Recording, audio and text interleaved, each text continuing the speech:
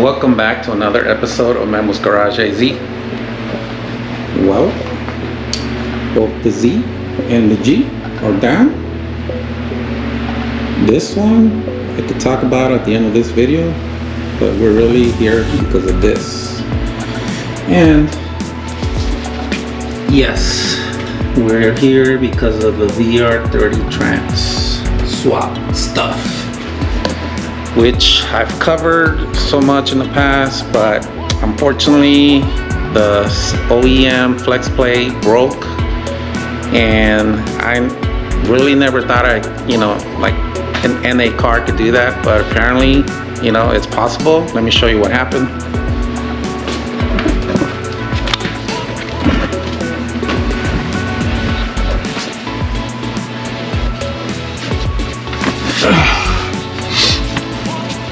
Look at this. Completely shattered, like it's literally being held in by a thread somewhere here, I think. But anyways, so let that be a lesson to anybody. Oh God. That's planning on doing this swap. You're gonna want to upgrade the Flexplate, because if not, that can happen to you. So here's what I got to replace it with. LOJ upgraded Flexplate. Here's the weird thing, and I don't know if anybody else can chime in and maybe you've noticed this. I believe there's 3 versions of this. The first one, which I'll put up here somewhere. I believe it had bigger holes right here. I believe that was version 1. Version 2, which I believe is this guy, has smaller holes here. Okay, and then version 3, which if you go to their website, completely eliminated all of these holes, and now it's just one fixed, one complete, piece of a flex plate. No more holes. So here's the thing. I got contacted by someone on Instagram, and they sent me a picture of version 1, which had the bigger holes. That was completely shattered. It broke. Don't know the full story, but I'm assuming because the holes were bigger, this part here wasn't as strong. So I'm guessing that's probably why LOJ did a revision on it, and that's the one that I have.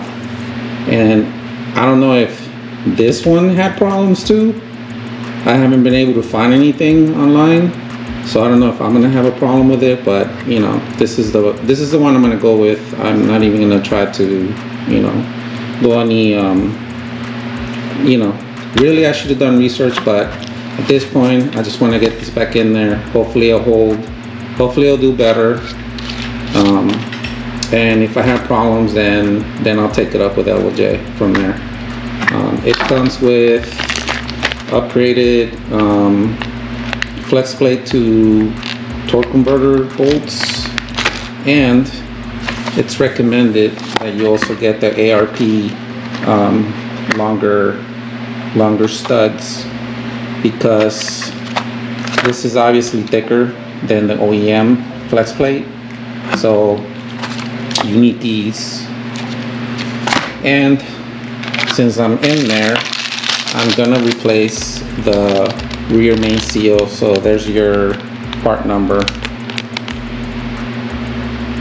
for your rear main seal. I also done as much research as I can on this.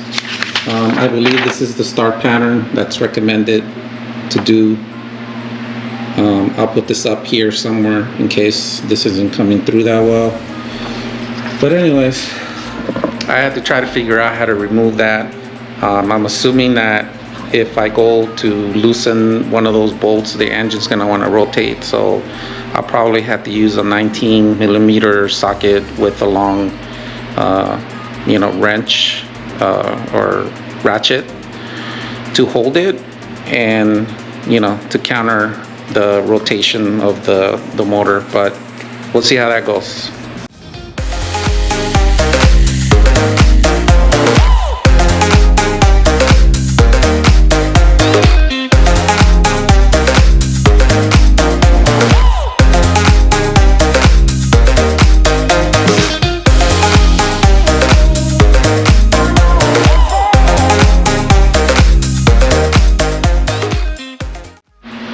So here's what it looks like.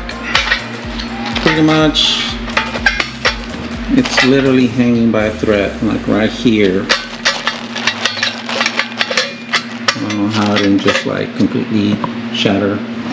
But anyways, so this little spacer adapter that's at the front, to my understanding, you're not gonna reuse this. That's the whole reason why we have these longer studs, so that it works with the thickness that this was machined at. If you add that spacer, I'm sure it won't have enough threads to catch on the crank. Alright, so now to get the rear main seal out, I'm gonna try to use a trick that I found online. Okay, so here's what I'm gonna do. I'm gonna take like a self-tapper screw, self-tapping bolt, or yeah, it's not a screw, it's a bolt. Self-tapping bolt, and I'm gonna try to get one or two, one on each side maybe, and go in there with the drill like really slowly, and then try to pry it out with one of these plastic clip tool. So I don't know if that's gonna work. I mean, I've seen it, theoretically I've seen it done online, so it should work. I just have to be careful how I do it. So let's see if that works.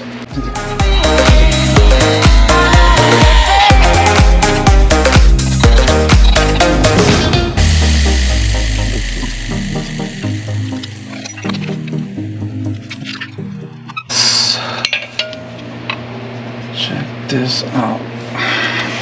It's out. Okay, so here's what this looks like. I use one of these 3/4. Let me get a better lighting. Got this from, pretty sure I got it from Lowe's. Self-drilling, self-tapping. It says number 8, 3/4. I don't know if that's a part number, 35151. So if you look at this, I didn't go all the way through, and you don't have to, because you want to make sure that this, the end of the stud or the self-tapping screw doesn't go all the way through, because you don't want to hit that mating surface behind it. So I think I went about halfway in, and you see how it barely sticks out. So not very far. There's actually aluminum or metal in here, so once this bites, it'll have a good enough bite for you to use. Okay, two things on the rear main seal, the new one. So I've read in the past that it's a good idea to add anti-seize on the outside of the seal, so that it doesn't get seized up against the, that area of the back of the block where the crankshaft is, right? I think I did that when I replaced the front seal on the G, when I did the crank pulley, the aftermarket crank pulley. I did it that way. Does it hurt it? I don't know, probably it shouldn't. So I'm gonna do it just in case. And I'm gonna put assembly lube on the inner part, because the first time I did that, the front one on this car, and I didn't put assembly lube on this, and I just forced it in there that way. The seal, I believe the seal got damaged because I did have oil leaking out from it. Second time I did it, I added assembly lube, and also on the crank, the front part of the crank, where this goes, where this part goes, this inner part goes up against. I put assembly lube on that as well. So I'm gonna do the same thing on the back just in case.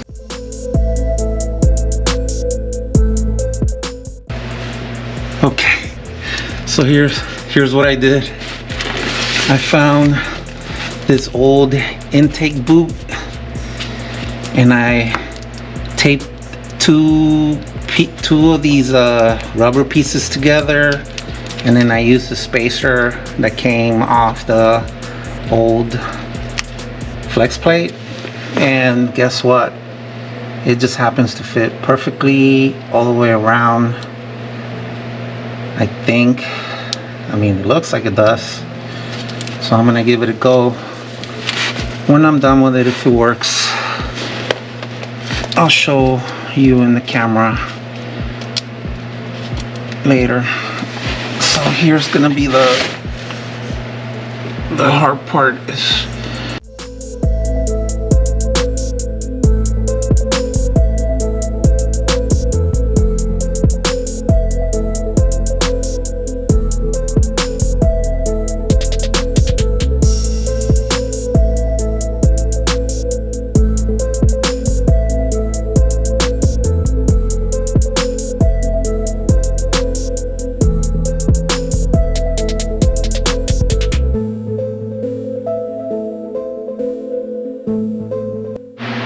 okay, so these next two parts I'm still kind of unsure of, but I'm just gonna go with, you know, based on the information I found online, just make my own decision, conclusion. So these are the instructions from LOJ, okay, and according to them, it says that you have to do the not the crank bolts, but the bolts that connect the flex plate to the crank, these ARP ones, right? It says if you're using the ARP bolts to tighten it to 70 foot-pounds, okay? Now I went online to look to see if I can find any information on this. I found a forum post. I think it's my 370Z forum or something, my 370z.com forum or something like that. I'll put that in the description, and I'll put what post it is, what number it is, and there's a guy on there that posted that he installed this, he followed their instructions, he used blue Loctite on these, and he says that they still came loose on him. Now, could that be user error? Maybe his torque wrench wasn't, you know, calibrated properly. I don't know, but I mean, you know. So what happened to him was came loose and it completely got shattered, destroyed. I don't know. He had some engine failure, and he had to replace the engine. Anyways, fast forward, he bought another one of these, but this time, what he did was he did 80 foot-pounds when he installed this, and he used red Loctite, which I'm a little bit hesitant to do, because you never know when, you know, the time comes, something happens, let's say this thing breaks and I have to go in there and remove them. You know, do I really want to go through that chaos of trying to, you know, they're gonna be super tight. I mean, everybody knows red Loctite, it's like you never want to take, when you put that on, it means that ish is never coming off ever again. You know, theoretically, right? I mean, you can, of course, but it takes a lot of force, and there's not a lot of room down there to, you know, to take that off, to work with to begin with. So what I'm gonna do is I'm gonna go 80 foot-pounds like he did, but I'm gonna go blue Loctite and cross my fingers and hope nothing bad happens, right? That's all we can do. You know, a lot of this stuff is trial and error, so we'll see. Don't forget to clean. If you're gonna use the ARP, make sure you clean them really, really well, because they come with some type of coating, like rust resistant coating that they put on these, so that these don't rust. But you want to clean that off, because you want the threads as clean as possible, so that when you're tightening it, all of that stuff is not grinding up and throwing off your torque specs, right? So what I'm getting ready to do is install the flex plate. I'm gonna put blue Loctite on the threads, and then I'm gonna put this fastener assembly lubrication that came with the ARP bolts. I'm gonna put that on the bottom part of the bolt, so that when that surface is tightening over the flex plate surface, there'll be less friction. When I'm torquing it down, I'm gonna torque it down to 80 foot-pounds. The socket you need, it's either gonna be a 5/8 or a 16 millimeter. I think these are 12-point sockets, because of the teeth inside of here that fit perfectly over this type of head. I think the 5/8 fits more snug on the bolt than the 16th, but if you're doing this, try them both and see which one you feel more comfortable with. I'm going with the 5/8.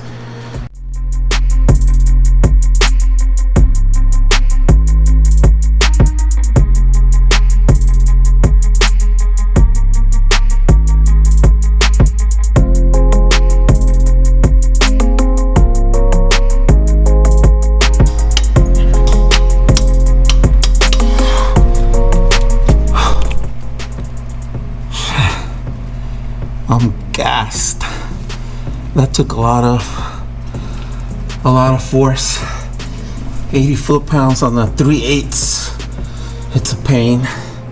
So if you're gonna do this job, get yourself a good 1/2-inch torque wrench. I have one, but I don't know. I just don't. It's a Harbor Freight one. It's old. I don't trust it. I trust this 3/8 torque wrench more, because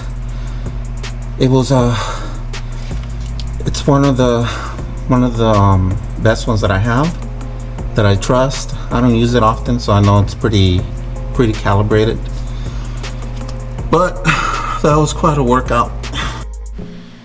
Wow, that was a workout. I know my arm's good for a while. Sure, it's gonna be sore tomorrow. Anyways, I'm not gonna film the rest, because I've done that in another video. I'm gonna put the link to all those videos in the description. One last thing, if you have one of these torquesolution transmission mounts, I would suggest that before you install it, or if you put it back, this bolt was loose. When I took mine off, it was completely loose, like maybe halfway. So I have been feeling like weird, already some weirdness from the transmission, and it was probably because this thing was probably like bucking during shifts. So what I'm gonna do is, I don't know if this bolt, I don't know why they didn't put a washer on it. Maybe it's one of those bolts that doesn't need one, but I'm gonna put one anyways. And then I'm gonna put some Loctite on it. I don't have red, so I'm gonna use orange, which is supposed to be as strong but easier to take off. So I would suggest that if you're having weird transmission, if you had one of these and you're starting to notice something weird doesn't feel right, it's probably because this sucker came loose. So you're gonna wanna put some Loctite on it before you put it back in there. All right, welcome back. It's been a couple days. I have everything back in there. I put 6 quarts of the ATF, Valvoline ATF Max Life, full synthetic automatic transmission fluid. So now what I'm gonna do, I'm gonna start it up and go underneath and check the flex plate There's a little window where you can look and see if you know, if it's wobbling or anything, you know, anything looks out of the ordinary, or listening for noises and for leaks. So hopefully this starts with no problems.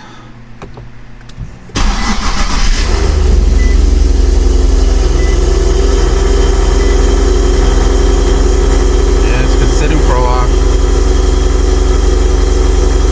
I know it sounds a little funny, and that's because I have a new exhaust set up, which I'll make a video, which I was getting ready to make right before this thing broke.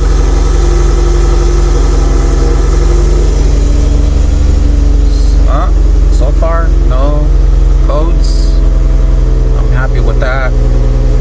Let's go look for leaks.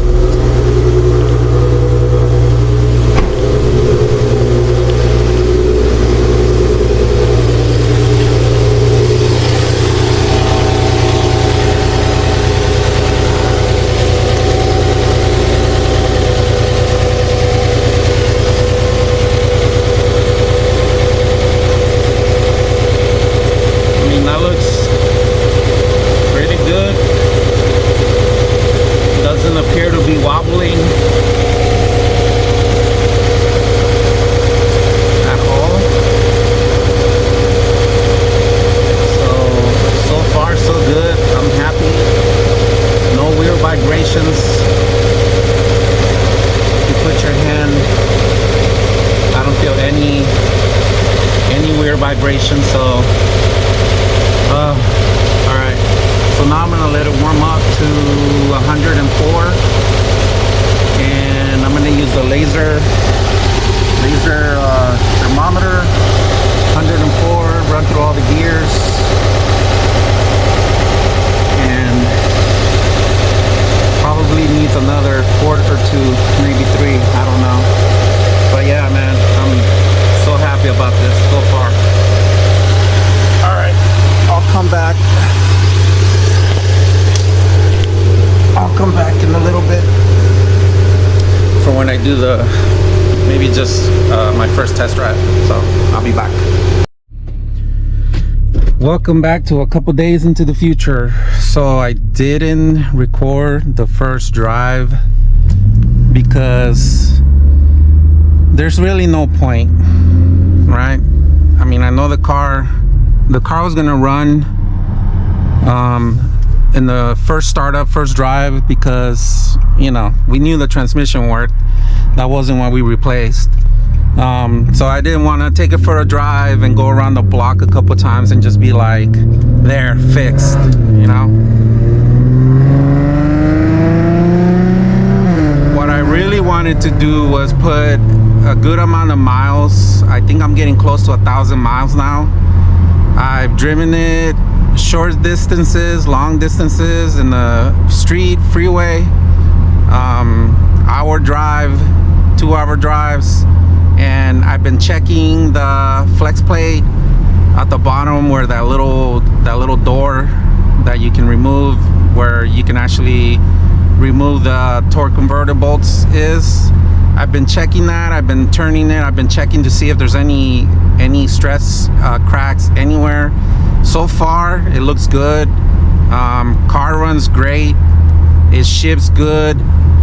So all this time I've been driving around with that torquesolution transmission mount like all loose, and you know, the car didn't feel right. It felt weird. There was a lot of vibrations, and you know, I just kind of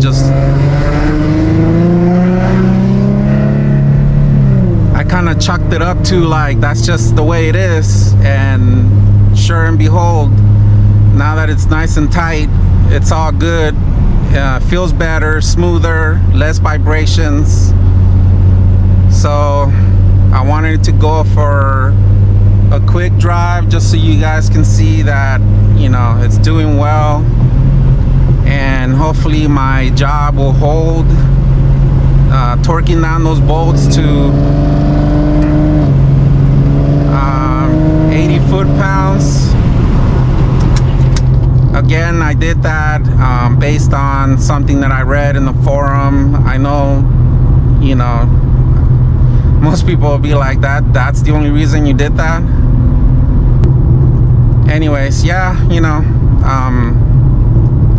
I think the fast intentions instructions also say to torque the ARP bolts to 80 foot-pounds, and so I figure, you know, 70, I don't know, 70 and 80, I mean, that's a huge difference. So I took the chance. Hopefully it won't come back and bite me in the butt, but like I said, you guys just do your research and then do whatever you feel comfortable. I'll keep driving, keep putting miles on this, and if anything happens in the future, obviously I'll make a video about it. But you know, car's running good. I just changed the car was throwing a code for a oxygen sensor, bank 1, sensor 2, so that's the downstream one. I just changed it right now. So no check engine lights. Really the only one that comes on every once in a while is the level fuel sensor, you know, which is pretty common with these cars, the G37s, the 370Cs, because the float level sensor and that whole assembly is made out of plastic, and over time it breaks and starts to fall apart and, you know, doesn't read properly anymore. So I'm hoping that once I go in there, I don't want to go in there yet. I want to go in there when I replace the fuel pump, when I'm getting ready to do like E85 or a forced induction or something. So for the meanwhile, I'm going to leave it alone. Only comes on when I fill it up to full. Once I start putting miles on it, start burning through fuel, it's fine. But anyways, all right, so thankfully nobody's going in front of me here, and we'll be able to give it a good hit.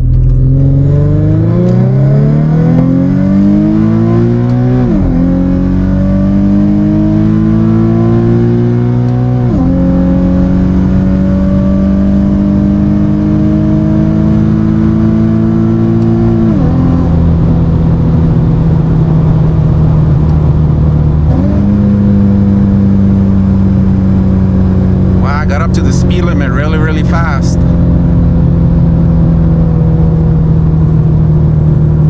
So yeah, I've been driving it. At first, I'll be honest, first drive was a little, I was kind of taking it easy on it. Just, you know, I left it on the drive position. I wanted to see, go, you know, a couple blocks and see if I heard anything, or if I felt, you know, some wobbling sensation or any kind of vibrations. But once I started putting a couple more miles on it, I started getting more confident with my work, and I began to drive it a little bit more aggressive here and there, to the point where now I'm literally hitting it hard to see if anything breaks.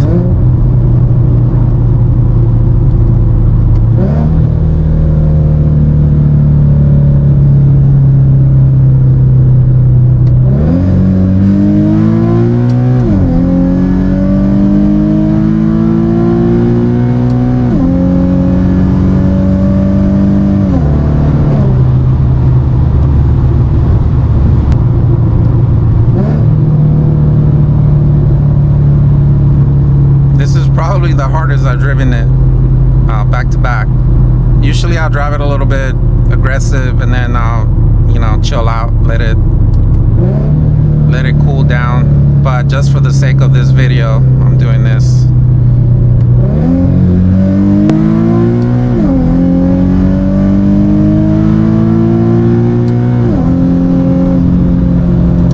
But the oil cooler's doing its job. I'm at 190, and you guys seeing how hard. I mean, yeah, the outside temp is 68, but all right, well, that's pretty much all I have to say about that for now. If anything else happens, I'll make a follow-up video, but I think for now we'll call this good. Again, I'll put everything in the description, and hopefully this video brings you some value. If it does, please don't forget to hit the like and subscribe. I greatly appreciate it.